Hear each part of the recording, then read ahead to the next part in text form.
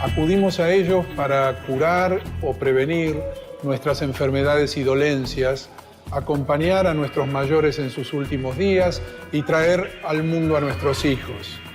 Son nuestros hospitales, además, una fuente constante de conocimientos y de divulgación de los avances de la medicina. Aunque preferimos no visitarlos muy seguido, agradecemos su existencia. Nuestros hospitales albergan, además, una historia fascinante y poco conocida. El hospital, tal y como hoy lo concebimos, es un invento relativamente moderno que surge a finales del siglo XVIII. Desde la Edad Media y hasta ese momento, el hospital no estaba pensado para curar. Era una institución de asistencia a los pobres, pero también de separación y exclusión. El enfermo sin recursos necesitaba ser socorrido y aislado para no contagiar al resto. Se decía que los hospitales eran un lugar para ir a morir y eran frecuentemente administrados por personal religioso cuya función no era salvar el cuerpo mortal del paciente, sino su alma inmortal.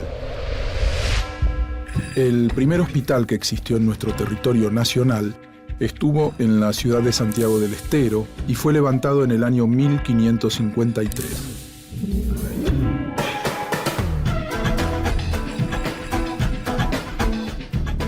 Más tarde, en 1576, se erigió otro en la ciudad de Córdoba, bajo la advocación de Santa Eulalia. Ambos tuvieron una corta existencia. Cuando en 1580 don Juan de Garay fundó la ciudad de Buenos Aires, destinó una manzana para la construcción de un hospital. Las autoridades del Cabildo se tomaron su tiempo. Recién en 1611, alarmadas ante las constantes epidemias, llevaron a cabo la obra. Nacía entonces el Hospital de San Martín, llamado así en homenaje a San Martín de Tours, santo patrono de la ciudad, aunque no se construyó en el sitio elegido por Garay, sino en la actual Manzana de las Luces. Era una construcción sumamente precaria, al punto que en 1670 una tormenta la derribó. Se edificó entonces un nuevo hospital un poco más al sur. En un principio estuvo a cargo de la Orden de San Juan de Dios, pero a principios del siglo XVIII pasó a manos de la Orden Betlemita. Bajo su administración se llamó al principio el Hospital del Rey y luego el Hospital de Santa Catalina, aunque los vecinos lo conocían como el Hospital General de Hombres, ya que admitía solamente pacientes del sexo masculino. Cuando en 1776 los jesuitas fueron expulsados del virreinato del Río de la Plata, se les concedió a los betlemitas la vieja residencia y el templo levantados por aquellos.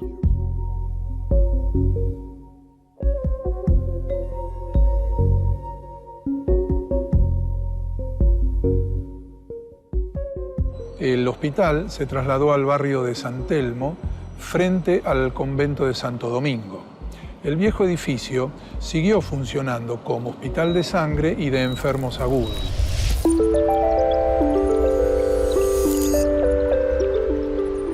Así como hubo un hospital de hombres, existió también un hospital general de mujeres. Según sus registros, entre el 1 de enero y el 17 de febrero de 1809, ingresaron 242 pacientes, de las cuales 159 egresaron curadas y 59 murieron, es decir, el 25% de las pacientes ingresadas. Como vemos, la tasa de mortalidad en aquellos años era alta, por lo que no es de extrañar que la gente prefiriese evitar los hospitales. El hospital de mujeres se trasladaría más tarde y pasaría a llamarse en 1887 Hospital General de Agudos Bernardino Rivadavia. Y para que nadie proteste, hoy atiende tanto a hombres como a mujeres. Tanto el hospital de los betlemitas como el de mujeres contaban con el servicio de dos eminentes médicos, Cosme Argerich y Agustín Eusebio Fabre. Pero el cuidado de los pacientes seguía estando en manos de las órdenes religiosas, al menos hasta 1815, cuando el director supremo, Ignacio Álvarez Thomas, ordenó la creación de una Junta de Inspección de Hospitales, que clausuró el Hospital de Santa Catalina y ordenó el traslado de los enfermos al de Residencia, aduciendo que las salas estaban sucias y que se demoraban las altas de los enfermos crónicos y de los soldados, impidiendo el ingreso de pacientes nuevos. También se les quitó la administración a los betlemitas. Nacía así el primer hospital administrado directamente por el Estado. Los betlemitas también tuvieron a su cargo, entre otros, el Hospital San Roque en la ciudad de Córdoba, que comenzó a funcionar junto con la iglesia homónima en 1762. Tuvo una sala de cirugía única en el mundo, y en los pabellones se construyeron nichos en semicírculos para los retretes y las vacinillas. El personal podía retirar cada retrete a través de una abertura, evitando así tener que pasarlos por la sala. De esta manera, se buscaba mantener el aislamiento de los pacientes y evitar el contagio entre los enfermos. Las medidas eran severas. A los enfermos mentales los mantenían encerrados en las habitaciones con cepos. El factor principal que motivó la transformación de los hospitales fue la necesidad de reducir la aparición de las enfermedades que se engendraban en ellos.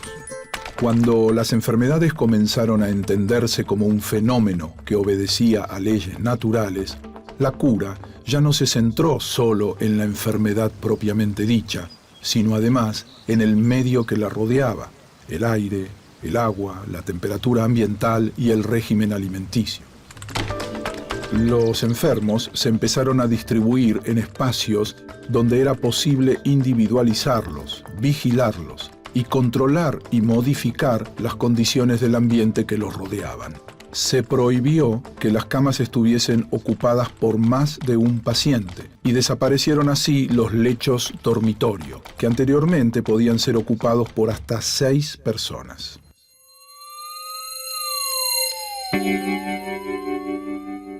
Los hospitales dejaron de estar a cargo del personal religioso y el médico asumió la organización. Evidentemente, algo estaba cambiando, y esa gran transformación llegaría hasta los cimientos mismos de cada hospital. La arquitectura hospitalaria empezó a ser concebida también como un instrumento de cura, tan importante para la rehabilitación de los pacientes como los remedios o los tratamientos. El primer modelo arquitectónico que surgió fue el claustral en el siglo XVI. Como las encargadas de los hospitales eran las órdenes religiosas, no es de extrañar que estos fueran edificados a imagen y semejanza de los monasterios, edificios compuestos por 2 grupos de salas en formas de crucero separadas por un patio. Ejemplos de este tipo de construcción en nuestro país eran el antiguo Hospital de Hombres, el Hospital Gutiérrez de la ciudad de La Plata, construido a inicios del siglo XX, y el Hospital Centenario de la ciudad de Rosario. El siguiente modelo arquitectónico tuvo su auge entre los años 1730 y 1890, el pabellonal. En concordancia con las teorías del higienismo, una corriente que consideraba a la enfermedad como un fenómeno social, resultado de las condiciones de vida humana, especialmente en los centros urbanos. El higienismo consideraba que el aire era el principal vehículo de contagio de las enfermedades y pensaron entonces una arquitectura en función del aislamiento social y sanitario del paciente. Este modelo consta de varios pabellones para las diferentes enfermedades, unidos por circulaciones externas en relación con grandes parques. Debido a las dificultades para desplazarse, luego se incorporaron pabellones con circulaciones semidescubiertas. Ejemplos característicos de este modelo son el viejo Hospital Italiano de Buenos Aires y el Hospital Rivadavia.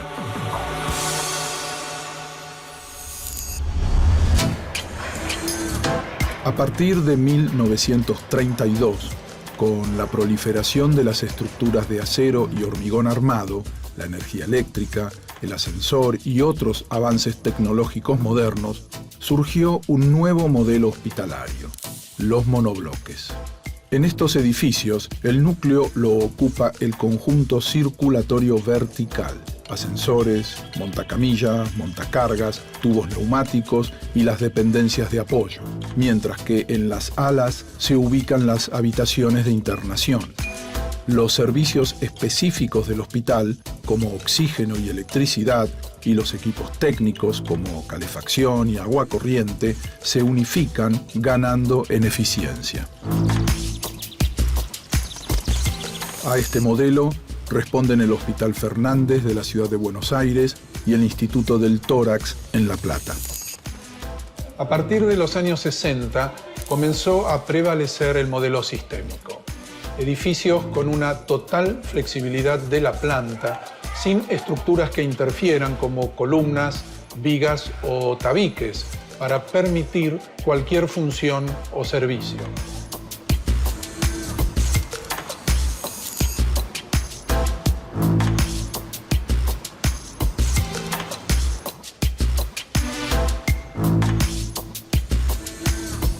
Dos ejemplos de modelo sistémico son el Hospital Nacional de Pediatría Dr. Garrahan y el Hospital Naval Central Pedro Mayo. Proyectado por Clorindo Testa, su arquitectura recuerda a un barco de guerra, con ventanas redondas a imitación de los ojos de buey. La forma en la que es construido un hospital refleja de qué manera una sociedad trata a sus enfermos y por lo tanto también refleja cómo es esa sociedad.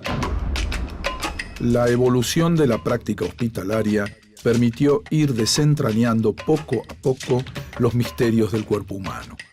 La medicina comenzó a dividirse en campos y fue así como surgieron los primeros hospitales especializados.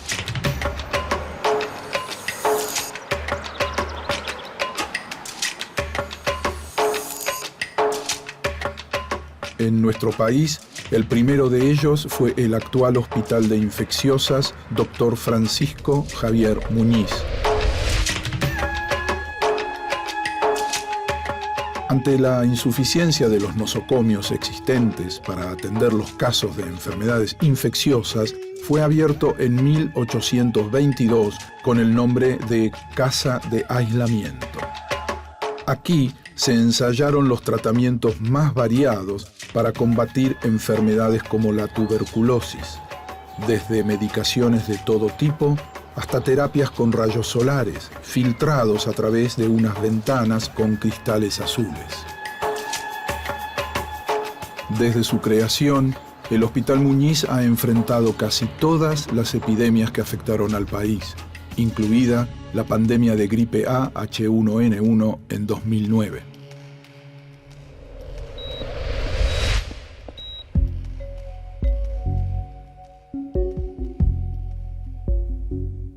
En 1823, el gobernador Martín Rodríguez decretó la creación del primer hospital oftalmológico de América, con lo que demostró ser un hombre con visión.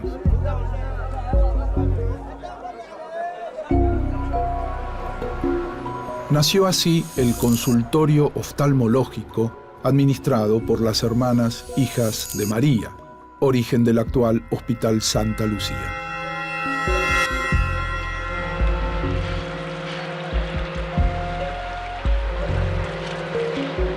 A mediados del siglo XIX, Buenos Aires ya era refugio de numerosas colectividades extranjeras. Su fuerte presencia en nuestra sociedad se vio expresada en el surgimiento de los hospitales de las comunidades. El Hospital Británico, fundado en 1844 como Dispensario Médico Británico. El Hospital Español en 1877 y en 1854 el Hospital Italiano. Entre los hospitales militares más antiguos del país hay que destacar el Hospital Militar Central Dr. Cosme Argerich, que tuvo su origen en una sala del Hospital General de Hombres en 1863. Y el Hospital Militar de San Andrés en la ciudad de Salta, en el que fueron atendidos muchos de los heridos del Ejército del Norte en 1812. En 1875 se inauguró en Buenos Aires el Hospital de Niños San Luis Gonzaga, llamado así por el santo patrono de la juventud. Más tarde sería rebautizado Dr. Ricardo Gutiérrez, en homenaje a quien ejerció su dirección durante 20 años.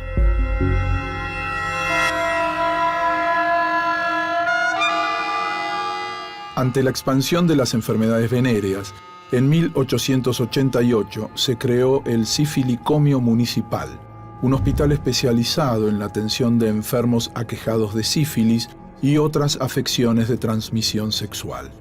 Más tarde pasaría a llamarse Hospital del Norte. Y en 1904 fue nombrado Hospital Dr. Juan Antonio Fernández. El antiguo Sífilicomio es hoy una institución de alta complejidad vinculada a la actividad docente y con una importante trayectoria científica. A fines del siglo XIX, una terrible enfermedad asoló el país, el cólera. Llegó desde el norte, originada en los campos de batalla de la Guerra del Paraguay, y su avance parecía irrefrenable. Para contener la epidemia, se fundó en la ciudad de Buenos Aires en 1896 un lazareto alejado del centro, en el barrio conocido como Corrales de Miserere. El Lazareto San Roque fue rebautizado en 1914 como Hospital Ramos Mejía. En la ciudad de Córdoba, el Hospital Nacional de Clínicas se inició poco después de que comenzó a funcionar la Facultad de Ciencias Médicas de Córdoba en 1878. Junto con el Hospital General San Martín de Buenos Aires, son los únicos hospitales universitarios diseñados con ese fin.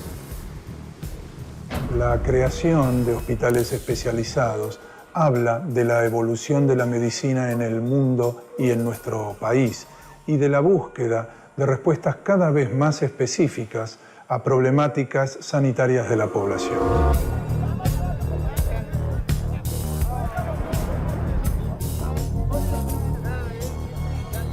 A comienzos del siglo XX, la salud pública era todavía una asignatura pendiente. El Estado dejaba en manos de las sociedades de damas de beneficencia de las principales ciudades del país la administración de los hospitales públicos.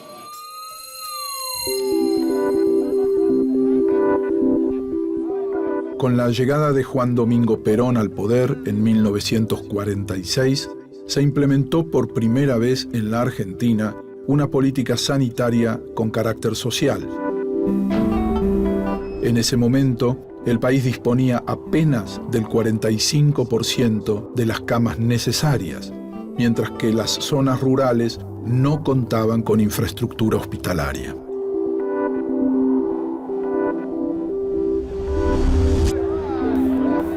Para revertir esta situación, Perón se apoyó en la iniciativa y en los conocimientos de un prestigioso médico santiagueño que conocía bien de cerca los padecimientos del interior del país, el doctor Ramón Carrillo. El presidente de la Nación, el ministro de Salud Pública y otras altas autoridades asisten a la ceremonia de inauguración oficial de un laboratorio de producción de penicilina único en la América del Sur. Nombrado para estar al frente de la recién creada Secretaría de Salud, Carrillo impulsó la construcción de 141 nuevos hospitales, 60 institutos de especialización, 50 centros materno-infantiles, 23 laboratorios e instituciones de diagnóstico y centros sanitarios en todas las provincias.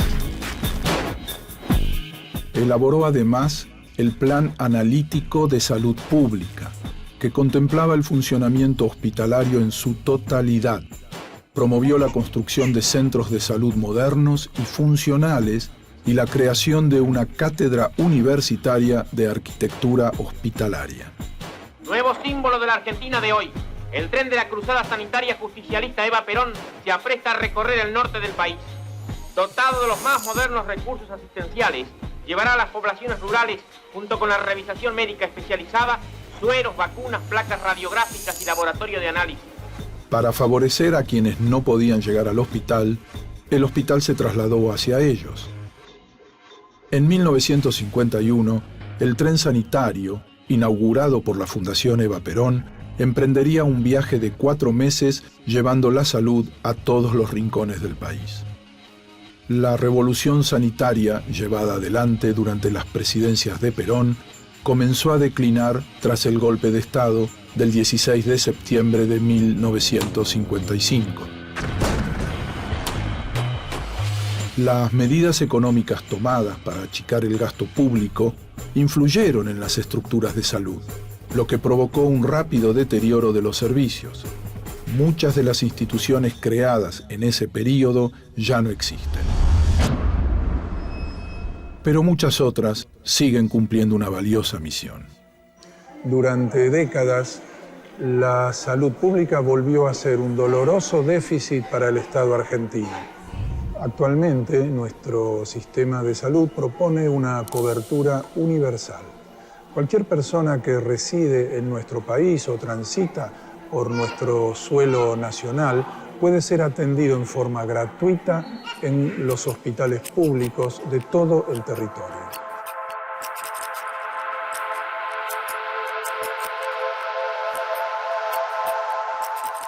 En 2003 se formuló el Plan Federal de Salud, planteando así una estrategia de atención primaria de la salud que garantizara la distribución equitativa de recursos y la calidad de la atención.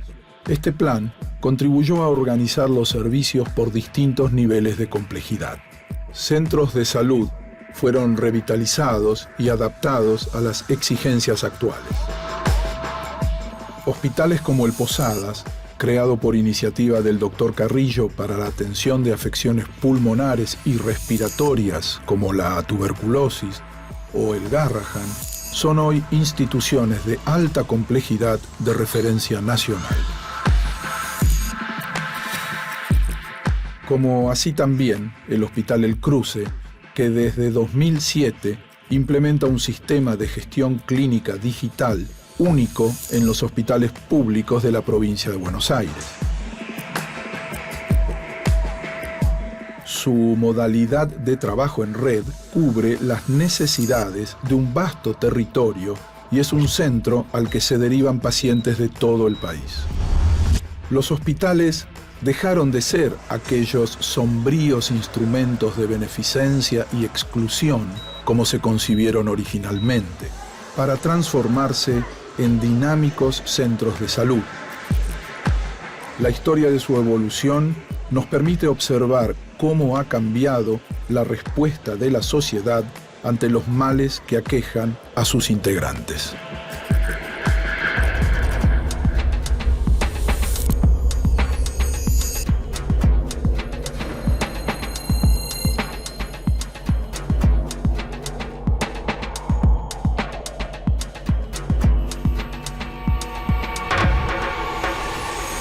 El hospital moderno ya no es visto como un lugar a donde ir a morir, sino como una institución desde la cual surgen valores que contribuyen a aumentar nuestra expectativa y nuestra calidad de vida.